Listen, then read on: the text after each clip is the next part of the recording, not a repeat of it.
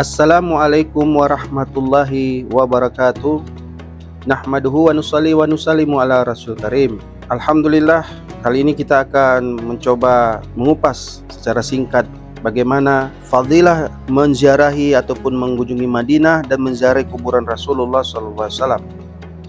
Setelah seluruh rukun dan wajib haji atau umrah tertunaikan, setelah labuan jiwa di Baitullah dan Padang Arafah disempurnakan, seringkali hati seorang musafir merasakan kerinduan lain yang tak kalah mendalam. Sebuah kerinduan akan tempat di mana cahaya Islam mulai berpendar luas, di mana jejak-jejak kenabian terukir abadi, dan di mana jasad mulia junjungan alam semesta bersemayam. Itulah Madinah Al-Munawwarah, kota yang bercahaya, sebuah destinasi yang seolah melengkapi perjalanan spiritual menuju kesempurnaan. Kunjungan ke Madinah bukanlah sekedar persinggahan, melainkan sebuah ziarah hati dan ruh. Di setiap sudutnya, kita dapat merasakan hembusan sejarah yang memukau, nampak tilas perjuangan dakwah yang tak kenal lelah, dan pengorbanan para sahabat radhiyallahu mulia yang setia. Ini adalah kesempatan emas untuk membayangkan bagaimana dahulu Rasulullah SAW berjalan di atas tanah ini, berdakwah di masjid ini, dan membangun fondasi peradaban Islam yang kokoh. Puncak dari ziarah ke Madinah tak lain adalah menziarahi makam Rasulullah SAW.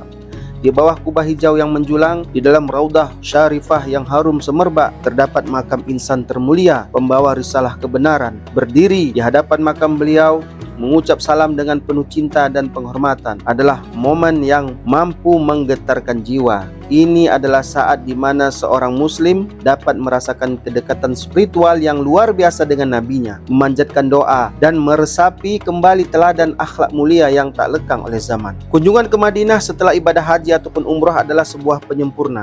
Ia menanamkan kembali rasa cinta yang mendalam kepada Rasulullah SAW, menguatkan ikatan keimanan, dan memberikan ketenangan batin yang tak tergantikan.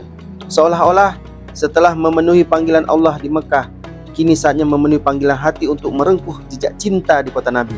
Sebuah pengalaman yang akan selalu terukir indah dalam lembaran perjalanan spiritual seorang hamba. Di dalam kitab Durrul Mansur dinyatakan bahwa menziarahi kuburan Rasulullah SAW adalah disukai. Memandang betapa besar rahmat yang tak terhingga yang telah diusahakan atas umatnya dan harapan-harapan yang akan diperoleh dari Rasulullah SAW setelah wafatnya. Sungguh amat malang orang yang tidak melakukan penziarahan terhadapnya, sedangkan dia mempunyai kemampuan untuk ke sana, melupakan kemuliaan yang besar dari menziarahinya dengan mengetengahkan alasan-alasan merupakan ketidakindahan dan kelalaian.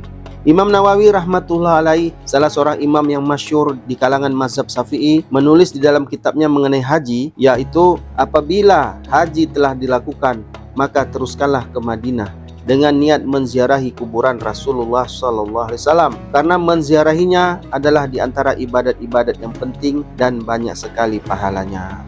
Dalam mazhab Maliki menyebutkan, yaitu termaktub di dalam kitab Anwaru Syati'ah, bahwa menziarahi kuburan Rasulullah SAW adalah suatu sunnah yang disukainya, yang dikehendaki dan disetujui oleh syariat.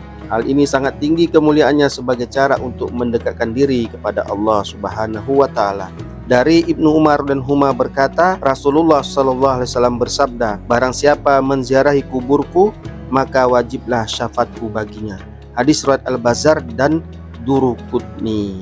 Dari semua yang telah dijelaskan tadi, jelaslah bahwa perkara ini telah disepakati oleh 4 orang imam. Masih banyak hadis yang menganjurkan ziarah yang dihubungkan kepada Rasulullah SAW. Semoga bermanfaat, kita niat amal dan sampaikan. Subhanakallahumma wa bihamdika asyhadu an la ilaha illa anta astaghfiruka wa atubu ilaik. Assalamualaikum warahmatullahi wabarakatuh.